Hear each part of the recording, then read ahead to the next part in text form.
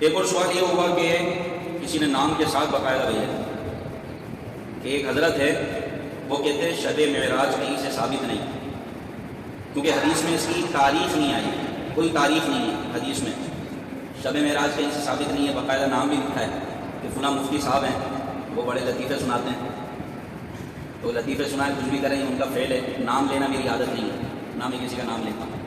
باقی ممبر رسول پر جو لطیفے سنائے اس کو خود سوچنا چاہیے۔ حضور کے ممبر پر، یہ ممبر رسول ہے نا، اس کا ادب ہے، تو جو بلا وجہ میں لوگوں کو لطیفے سنائے وہ خود لطیفہ بن جاتا ہے۔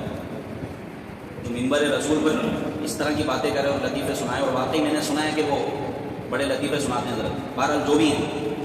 تو شب معراج وہ کہتے ہیں ثابت نہیں ہے، اس لیے ہم مناتے نہیں، کیونکہ حدیث میں اس کی تاریخ آئی نہیں ہے کہیں، لہذا شب معراج کہیں سے ثابت نہیں ہے۔ تو یہ بہت سخت بات ہے۔ شب معراج نبی پاک صلی اللہ علیہ وسلم کا مسجد الحرام سے مسجد اقصی تک جانا، یہ قرآن سے ثابت ہے، نص قطعی ہے۔ سبحان الذی اسریٰ بعبدہ لیلا من المسجد الحرام الی المسجد الاقصی۔ کوئی بھی عالم ہوگا نا اس کا انکار نہیں کرے گا، وہ تاریخ میں ضرور اختلاف کرے گا، کیونکہ تاریخ میں اختلاف ہے، تاریخ میں ضرور اختلاف کرے گا۔ یہ تاریخ نہیں ہے 27 رجب یا فلاں تاریخ نہیں ہے۔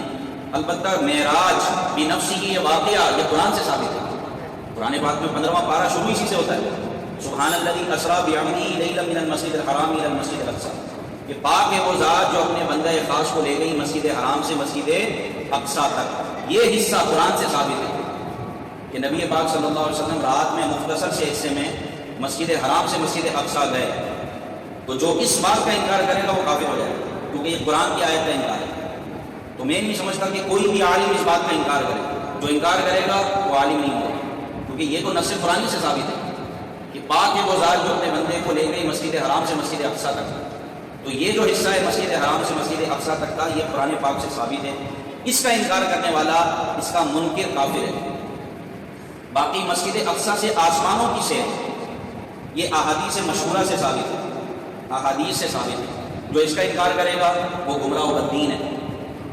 اور آسمانوں سے لامکان قرب خاص میں پہنچنا اور اللہ پاک کا دیدار کرنا، آسمانوں سے لامکان جانا، یہ خبر احاد خبر واحد سے ثابت ہے۔ اس کا انکار کرنے والا خاطی یعنی خطا کار ہے۔ تو یہ تو ہے واقعہ معراج کا حکم جو میں نے آپ کو بیان کیا، اور یہ بیان کرنے والے کوئی اور نہیں ہے، سیدی داتا گنج بخش علی ہجویری رحمۃ اللہ تعالیٰ علیہ نے کشف المعجوب میں یہ حکم بیان فرمایا کہ یہ معراج کا حکم ہے۔ اس کے 3 مرحلے ہیں۔ پہلا سفر ہوا مسجد حرام سے مسجد اقصی کا، یہ قرآن سے ثابت ہے، لہٰذا اس پر ایمان لانا ضروری ہے۔ جو نہیں لائے گا وہ آیت قرآنی کا انکار کرے گا، کافر ہو جائے گا۔ دوسرا سفر ہوا مسجد اقصی سے آسمانوں کی سیر، یہ خبر مشہورہ احادیث مشہورہ سے ثابت ہے۔ مسلم شریف کی حدیث پاک ہے، سیاہ ستہ کی درجنوں حدیث ہے، اس میں نبی پاک صلی اللہ علیہ وسلم کے الفاظ ہے عُرِجَ بِی إِلَى السَّمَاء، مجھے آسمانوں کی طرف بلند کیا گیا، تو یہ احادیث سے ثابت ہے۔ اس کا انکار کرنے والا گمراہ اور بددین ہے۔ اور رہی بات آسمانوں سے لامکان پہنچنا، یہ خبر واحد سے ثابت ہے۔ اس کا انکار کرنے والا خاطی ہے، خطا کار ہے، انکار نہیں کرنا چاہیے، البتہ کوئی سخت حکم نہیں لگے۔ اہل سنت کے نزدیک 27 رجب المرجب کو نبی پاک صلی اللہ علیہ وسلم کو معراج کا معجزہ سنایا گیا۔ آپ مسجد حرام سے مسجد اقصی آئے، مسجد اقصی سے آسمانوں کی سیر کی، اور پھر لامکان پہنچے، اللہ پاک کا دیدار کیا، نمازوں کا تحفہ عطا کیا گیا، اور پھر آپ دوبارہ دنیا میں آئے۔ کنڈی ہلتی رہی، بستر اسی طرح گرم رہا، جو پانی ٹپک رہا تھا وہ ٹپکتا رہا، اور نبی پاک صلی اللہ علیہ وسلم اپنے رب کا دیدار کر کے واپس تشریف لے۔ خرد سے کہہ دو کہ سر جھکا لیں، گمان سے گزرنے والے، اعلیٰ حضرت سمجھا رہے ہیں عقل تسلیم نہیں کرے گی۔ عقل سے کہہ دو کہ سر جھکا لیں، گمان سے گزرنے والے، پڑے ہیں یا خود جہت کو ڈالے، کسے بتائیں کدھر گئے؟ حضور تو وہاں گئے جہاں پر جہت ہے، آگے پیچھے دائیں بائیں اوپر نیچے، مکان ہی ختم ہو جاتا ہے، وہاں گئے تو پھر کیسے بتائیں کدھر گئے؟ تو یہ احادیث سے ثابت ہے۔ عقل اس بات کو تسلیم کیوں نہیں کرتی؟ بالکل کرتی ہے، جن کی عقل اچھی ہوتی ہے اس کی عقل تسلیم کرتی ہے۔ میں آپ کو بتاؤں، نبی پاک صلی اللہ علیہ وسلم آسمانوں کی سیر کرنے گئے، پھر جنت و دوزخ کا مشاہدہ کیا، سب کچھ ہوا، پھر آپ واپس تشریف لائے مختصر سے لمحے میں۔ یہ آپ کا معجزہ تھا، اور آپ خود سے نہیں گئے تھے بلکہ اللہ تبارک و تعالیٰ لے کر گیا۔ تو اللہ کی قدرت عظیم ہے، وہ چاہے تو کیا کچھ نہ ہو جائے۔ آپ دیکھیں قرآن پاک میں واقع حضرت عزیر علیہ السلام کا 100 سال تک آپ سوتے رہے، کتنے سال تک بولیے؟ قرآن پاک میں 100 سال تک حضرت عزیر علیہ السلام سوتے رہے، اللہ پاک نے آپ کو زندہ کیا، دراز گوشت تھا، اس کی ہڈیاں بکھر گئیں، مر گیا وہ، پھر اللہ نے آپ کو زندہ کیا، 100 سال کے بعد آپ اٹھے، اللہ پاک نے فرمایا قال کم لبثت، اے عزیر کتنا ٹھہرے؟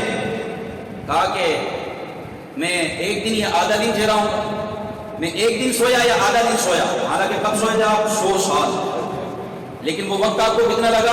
آدھا دن۔ اصحاب کہف کے بارے میں قرآن پاک میں 300 سال سے زیادہ اللہ پاک نے ان کو غار میں سلائے رکھا، 300 سال کے بعد ان کو زندہ کیا، ان کو نیند سے بیدار کیا، تو وہ آپس میں جب اٹھے کہنے لگے ہم کتنی دیر سوئے؟ کسی نے کہا ہم ایک دن سوئے ہوں گے یا آدھا دن سوئے ہوں گے، حالانکہ وہ کتنا سوئے؟ یہ اللہ کی قدرت ہے، اللہ چاہے تو کیا کچھ نہ کرے، جب وہ کسی شے کا ارادہ فرماتا ہے، انما اراد اللہ، جب وہ کسی شے کا ارادہ فرماتا ہے کن فیکون، وہ کہتا ہے ہو جا، وہ ہو جاتا۔ تو یہ آپ نبی پاک صلی اللہ علیہ وسلم پر اعتراض نہیں کر رہے، عقل حضور علیہ الصلوۃ والسلام کے سفر معراج پر تنقید نہیں کر رہی، بلکہ اللہ کی ذات اور اس کی قدرت پر تنقید کر رہی ہے۔ اللہ قادر ہے اور اس نے اس واقعے کو بیان کیا، کمال کی بات کو اپنے نام سے بیان کیا، سبحان اللہ، پاک ہے وہ ذات جو لے گئی اپنے بندے کو رات و رات مسجد حرام سے مسجد اقصی تک، الحمدللہ۔ پھر رہی بات تاریخ کی، کہ تاریخ کے بارے میں کہ اس کی تاریخ حدیثوں میں نہیں ہے، بڑا اختلاف ہے کہ 27 رجب کو ہوئی یا فلاں رجب کو ہوئی، بعض کہتے ہیں رجب میں ہوئی نہیں، تو میرے بھائی مشہور قول کو لیا جاتا ہے، جہاں پر اختلاف ہونا وہاں پر کیا کیا جاتا ہے؟ جو مشہور قول ہو اس کو لیا جاتا ہے، اور اس کو علماء نے بیان فرمایا، علامہ زرقانی شارح بخاری، علامہ قسطلانی رحمۃ اللہ تعالیٰ علیہ، یہ بخاری شریف کی شرح لکھنے والے ہیں، اب ہم ان کی مانیں کہ آج کل کے چھوٹے موٹوں کی مانیں؟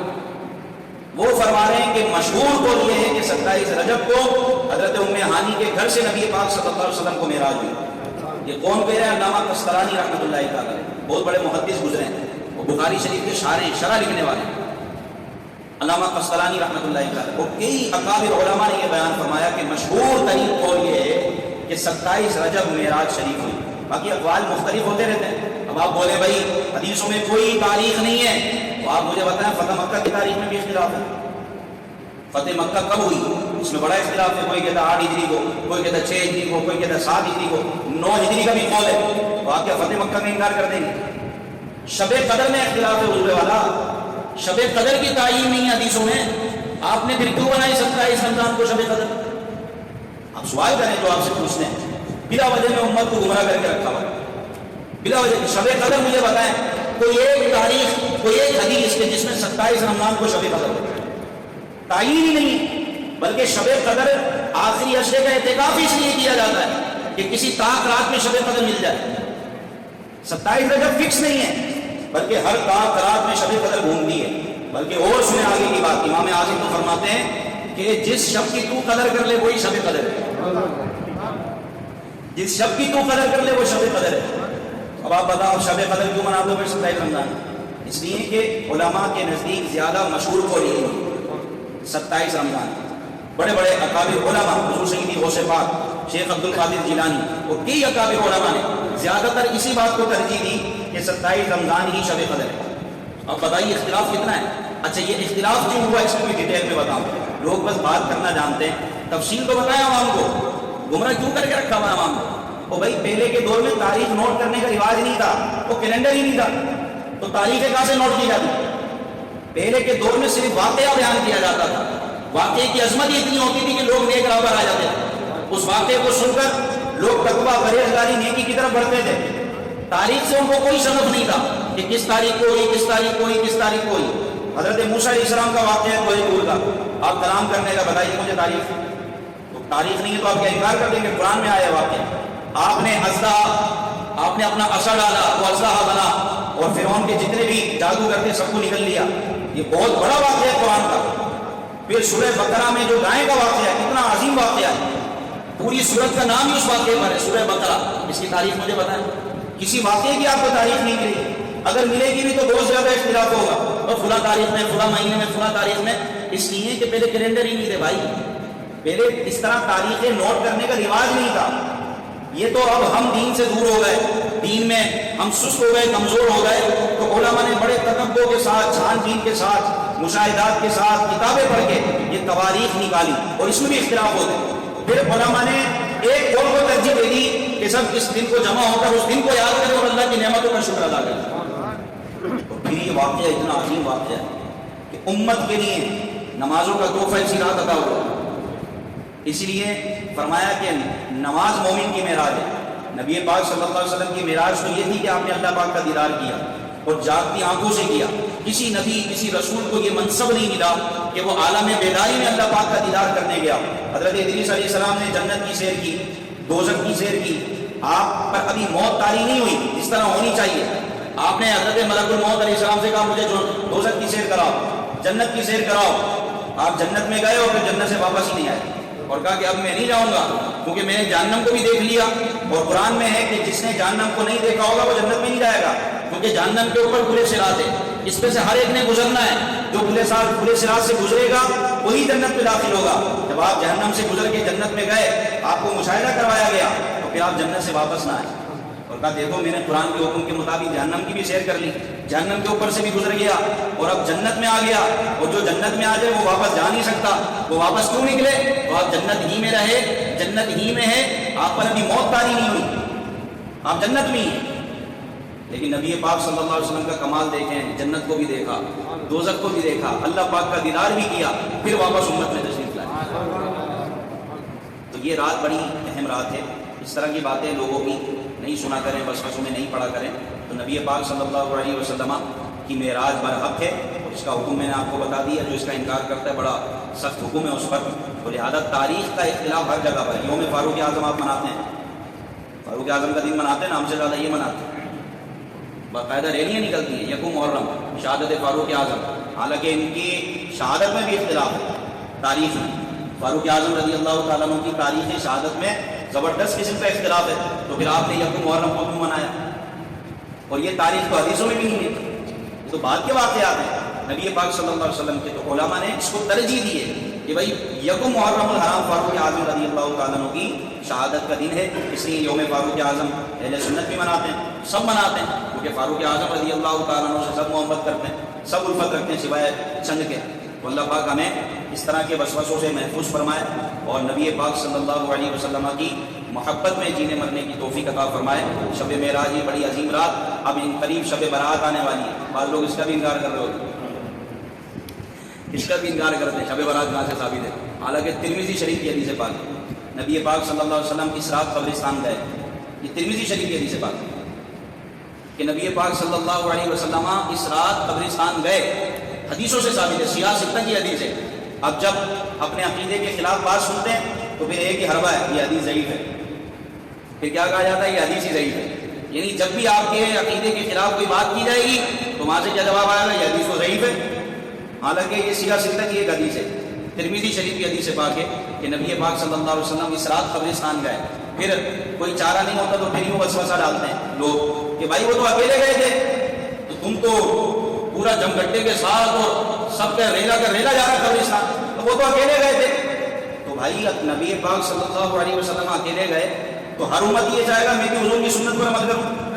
ایک گلی کے اندر 10 گھر ہیں، کیا امت ہی نہیں چاہے گا کہ میں بھی نبی پاک صلی اللہ علیہ وسلم کی سنت پر عمل کروں؟ تو ہر امت ہی اپنے گھر سے نکلے گا تو رش کو لگے گا، رش لگے گا کہ نہیں لگے گا؟ ہر امت ہی یہ چاہے گا میں بھی اس رات قبرستان جاؤں کیونکہ میرے آقا گئے تھے، تو ہر امت ہی جب گھر سے نکلے گا تو رش کو لگے گا نا۔ اب صحابہ نے ایسا نہیں کیا، ارے جب نبی پاک صلی اللہ علیہ وسلم کا عمل ثابت ہے تو حضور کے عمل کو چھوڑ کے آپ صحابہ کے عمل میں تلاش کریں گے۔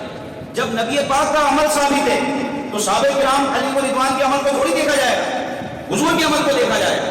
پھر صحابہ کرام علی رضوان میں قبرستان جانے کا ایسا رواج نہیں تھا، ہر دور کے رواج مختلف ہوتے ہیں، وہ ویسی فکر آخرت میں کھوئے رہتے تھے، فکر آخرت میں مسرت تھے۔ قبرستان جانے کا حکم کیوں ہے مجھے بتائیں، اس کی لوجک کیا ہے؟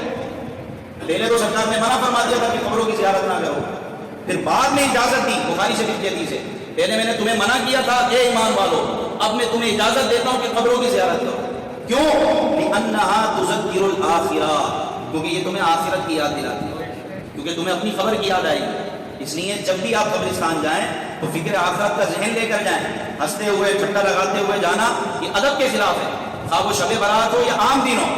جب بھی قبرستان جائیں تو فکر آخرت کا ذہن ہو، اس لیے قبرستان جانے کا حکم۔ ہر سال نبی پاک صلی اللہ علیہ وسلم شہدائے احد کی قبروں پر تشریف لایا کرتے ہیں۔ ہر سال شہدائے احد، حدیثوں میں یہ بات آئی کہ جو غزوہ احد میں شہداء تھے، شہید ہوئے تھے، ہر سال حضور کا یہ معمول تھا کہ ان کی قبروں پر آتے اور ان کی قبروں پر تشریف لایا کرتے تھے۔ تو اس لیے قبرستان جانا سنت مبارکہ ہے۔ آپ جائیں، اپنے مرحومین کی قبر پر فاتحہ خوانی کریں اور آداب کے ساتھ جائیں، تو قبرستان جانے کے آداب ہیں۔